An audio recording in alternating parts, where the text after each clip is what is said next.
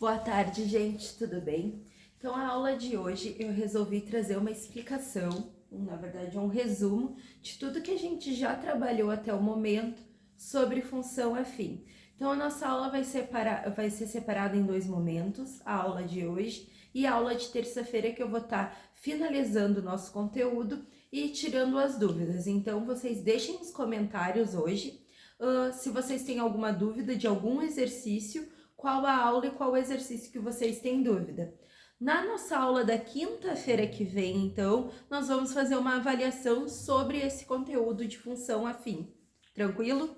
Então, vamos lá. Primeira coisa de função afim, a gente vai ver a definição. O que é uma função afim?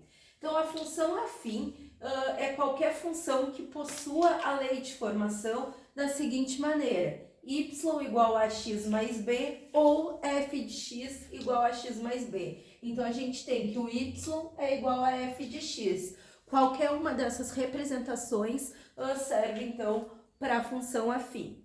Então, a e b são números reais e diferentes de zero. Então, sempre o a e o b vão ter que ser diferentes de zero, senão vai cair nos casos especiais que a gente vai ver logo mais na frente.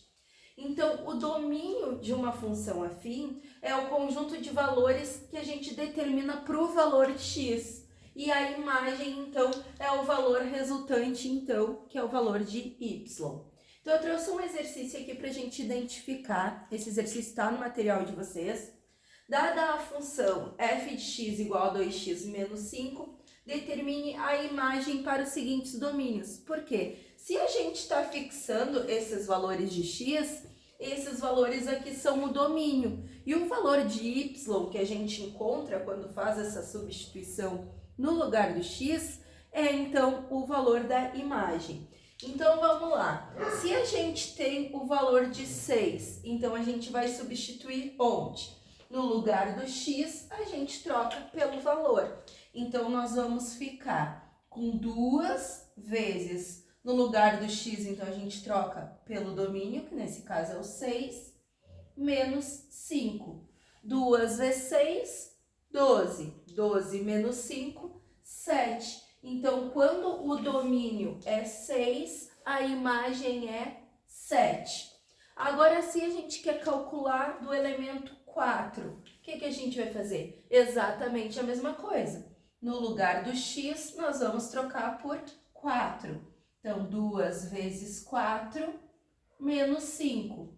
2 vezes 4, 8. Menos 5, 3. Então, o domínio 4 vai ir na imagem 3.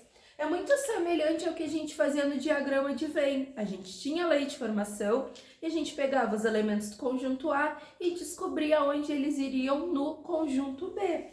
Então, aqui, se o elemento for 5, nós vamos fazer 2 vezes 5, o resultado menos 5, que é da lei. 2 vezes 5, 10. 10 menos 5, 5.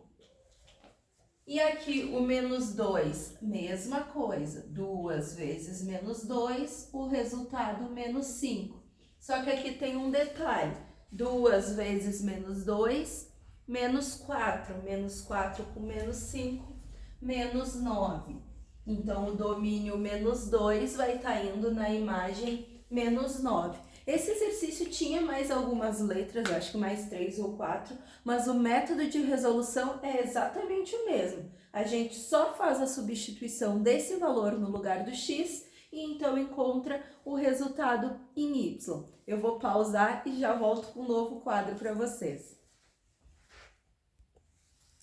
Então, gente, continuando, a gente ainda viu o que é coeficiente angular e coeficiente linear. Então, coeficiente angular é sempre o valor do A, porque ele vai estar mexendo em relação ao ângulo, ou seja, a inclinação do nosso gráfico. E o coeficiente linear, então, vai estar relacionado ao elemento B e ele define onde o nosso gráfico corta em relação ao eixo Y, ou seja, assim. E o eixo, no caso o A, mexe na inclinação em relação ao eixo X. Então, a gente tem alguns casos especiais. A gente já viu que a função afim, então, ela é sempre representada como f de x igual a x mais b. Então, a gente tem um valor determinado para A, um valor determinado para B. Caso não tenha uma dessas variáveis, a gente vai chamar de nomenclaturas especiais. Então, a gente vai chamar de função linear toda vez que o elemento b for zero e o a for qualquer elemento. Então, o que acontece? A gente tem a lei de formação, f de x igual a x mais b. Se o b é zero, ele some da nossa equação. E sobra quem? Somente f de x igual a x. Lembrando que a é um número qualquer que está sempre acompanhado do elemento x. Já a função identidade só vai ter um único caso, que é quando o a for 1 e o b for 0. Se o a for menos 1, por exemplo, não entra na função identidade, entra na função linear. Só vai ser função identidade quando o a for 1 positivo e o b for 0. Então, notem, a gente ficaria com essa função, só que se o a é 1, sobra apenas o x. Quer dizer, então, se a gente determinar o x como 1, o y vai ser 1 também. Se a gente determinar o x menos 5, o y vai ser menos 5 também. Então, a função identidade é como se ela espelhasse todos os elementos que a gente atribui no x, vai ser o representante em y também. E a função constante é quando o nosso elemento a é zero.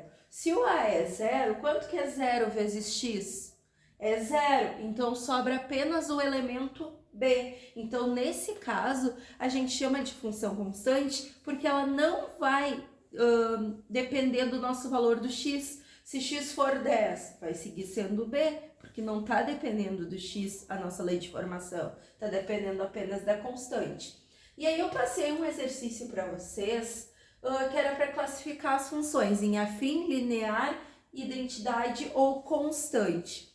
Então eu quis trazer ele aqui para mim ver se vocês estão conseguindo identificar quem é os elementos A e quem é o elemento B e fazer essa classificação.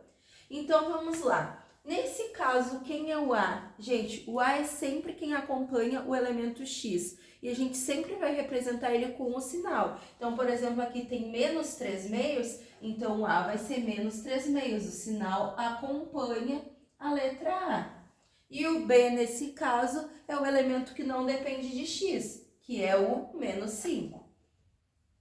Como a gente tem o valor de A e o valor de B, essa é uma função chamada, então, afim. A gente tem os dois elementos. Então, é uma função afim. Já esse segundo aqui, a gente tem o valor de A, lembrando que quando não aparece nenhum valor na frente do x, é porque é 1. Então, nesse caso, o A é 1. A gente tem um elemento sozinho que não dependa do x? Não, porque nesse caso o b é 0. Se A é 1 e b é 0, qual que se encaixa? É uma função identidade. O A é 1 positivo e o b é 0. Então, essa aqui é a função identidade. A letra C, a gente tem o A equivalente a menos 3. Se o A é menos 3 e nesse caso a gente não tem o elemento B, então a gente vai dizer que o B é 0, notem que aí a gente cai no caso de uma função linear, porque o A é um número qualquer e não é o 1. Então, nesse caso, é uma função linear. Não temos o elemento B, mas temos o A como um número qualquer diferente de 1. E essa última aqui? A gente não tem um elemento acompanhando x, então é porque o A nesse caso é 0 e o B é menos 5. Quando a gente tem o A igual a 0, se enquadra então numa função chamada constante.